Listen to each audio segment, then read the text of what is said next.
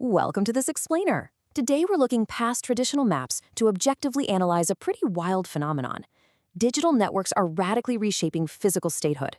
We're going to explore how online communities are literally downloading themselves into the physical world, creating totally new forms of human alignment that are challenging centuries of established norms. Let's just jump right in by asking a massive, provocative question about the very nature of modern geopolitics. What actually happens when digital networks decide they want physical territory? We're talking about highly aligned online groups taking the leap from cloud-based forums and group chats to actual physical dirt. It's a fundamental shift in how human beings organize themselves, and as our sources reveal today, there are two drastically different ways this phenomenon is playing out in the real world right now. Here is our roadmap for today. We'll be looking at 1. Redefining the nation-state, 2. The peaceful network state, 3. The terror non-state, 4. The one commandment, 5.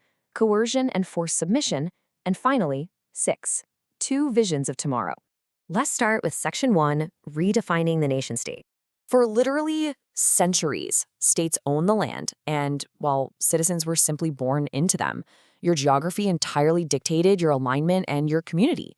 But think about your own life for a second.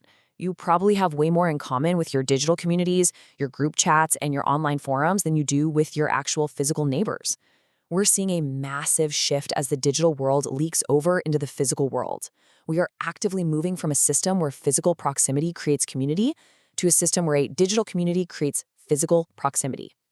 Moving right along to Section 2, the peaceful network state. Technologist and investor Balaji Srinivasan outlines a rather utopian concept to navigate this shift, which he calls the network state. Think of it essentially as a startup society. It begins in the cloud, organizes around a shared belief, and then peacefully manifests in the physical world by crowdfunding an archipelago of territory.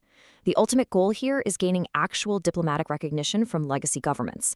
It completely flips the traditional model on its head, because you start with the people, not the land. Now, for this entirely voluntary, decentralized society to actually function, it requires some very specific building blocks. It's far more complex than just a chat room moving offline.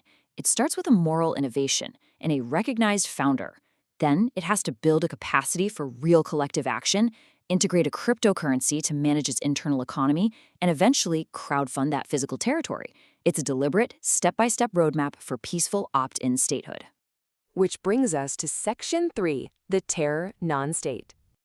In absolute sharp contrast to that peaceful startup society, a terror non-state relies on brute force to acquire its territory. These are entities that completely fail the legal definition of statehood under customary international law, like the Montevideo Convention, yet they violently assert authority to govern territory and systematically oppress vulnerable populations.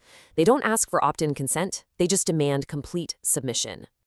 The crucial point, which is grounded here in an excerpt from the Brooklyn Law Review, is that groups like ISIS and Boko Haram act as oppressive regimes that completely violate fundamental human rights. They violently supplant existing sovereign states, deny citizens their legal rights, and use mass terror, ranging from kidnapping to public executions, just to control vast swaths of land. It acts as a very dark mirror to the network state. They're acquiring territory not through collaborative crowdfunding, but through ruthless conquest. But how do they actually find the citizens to populate these terror states? Well, they achieve this through what researchers call an on-life ecosystem. This is a chillingly effective funnel that moves recruits from public algorithms directly into physical violence. And it starts on mainstream platforms like TikTok or YouTube, apps you probably have on your phone right now. Extremist narratives are subtly embedded into trending formats. As algorithms amplify this, users get migrated to encrypted apps like Telegram or Discord to deepen their radicalization totally out of the public eye. Finally, this digital engagement bridges seamlessly into physical mobilization for the caliphate. The digital and physical worlds just become one unbroken loop of radicalization. Let's move to Section 4, the one commandment. So, how do you keep a society together if it isn't bound by traditional borders, or, on the flip side, by violence? The network state uses a moral innovation as a completely voluntary ideological magnet to attract its citizens. Srinivasan calls this the one commandment.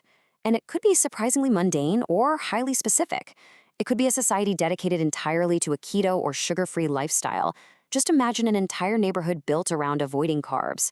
Or it could be a community completely committed to a strict digital Sabbath, or one hyper-focused on life extension and biofreedom? This single unifying commandment replaces weak geographic ties with a deliberate, hyperstable bond based entirely on shared ethical choices. The source texts literally compare this to a quadruple chemical bond. You aren't just there as a passive consumer. You are an active participant, deliberately stepping away from the broader legacy society to align perfectly with people who share this exact, singular moral framework. It is 100% voluntary opt-in alignment. Now for Section 5, Coercion and Forced Submission. Unlike the opt-in societies we just discussed, terror non-states reject the idea of voluntary choice entirely. They rely on violent indoctrination and a strict us versus them mentality to mandate extreme ideological conformity. They isolate their populations in a geographic and ideological echo chamber, escalating the divide between the in-group and the out-group until the out-group is completely dehumanized. There is no opt-in here. There is only absolute submission to the regime's uncompromising worldview. As peer-reviewed legal analysis points out, this forced submission directly enables brutal punishments, kidnapping, and systemic oppression. Boko Haram, for instance, operates through deep intimidation, extortion, and literal slave raids. The alignment they achieve is just an illusion maintained by sheer threat. The governance they enforce operates through accountability patrols that ensure compliance through public floggings, executions, and absolute terror. It is the complete eradication of individual agency. When we put these side by side, the contrast is absolute. On one side, the network state's one commandment acts as a peaceful, opt-in magnet. You actively choose to join that keto or digital Sabbath society, and crucially, you can choose to leave whenever you want.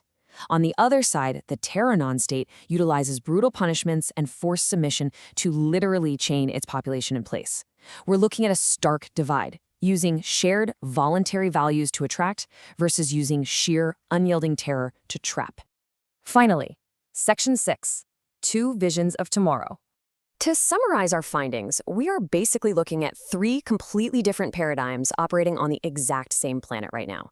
The traditional state relies on birthright geography and legacy governance. The network state acquires territory through peaceful crowdfunding, aligns its citizens through voluntary opt-in values, and governs through transparent consensus-based systems.